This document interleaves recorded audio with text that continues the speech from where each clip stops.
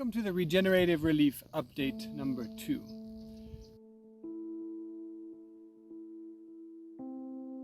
So I wanted to explain, maybe in other words, what is the problem that is at hand.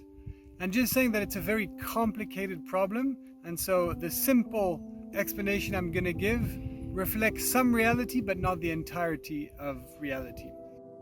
So I'm going to use these dry donkey turds to explain to you a process that happens. There might be other processes, but this is one of them that we've seen here in the Horn. So the first thing, you have a community, and in that community there's a drought. And when there's a drought, the animals die. Second step, the kids die, because kids drink the milk from the animals, and now there's no more animals. Then people become displaced and they go to these internally displaced people camps, IDP camps. In these camps, they get exposed to, because they're so vulnerable, they get exposed to trauma and bad things happen.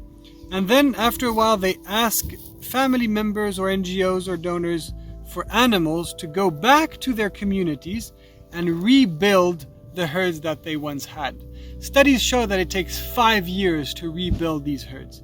What we want to do with this regenerative relief project is to cancel all these expensive and traumatic steps and save the animals right here at the beginning while regenerating the land.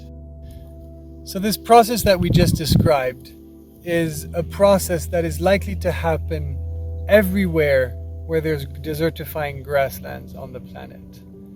And when you invest, when you give to this regenerative relief, you're not only giving to save these animals and these lives, you're also investing in a model that we're developing that we would love to see reproduced in the Horn of Africa, but also beyond. Thank you all for all the support, the love, the prayers, and the gifts. Thank you for investing with us in this regenerative relief project. Stay tuned for the next video and the next update. If you have an idea that you think can help, don't hesitate to share it.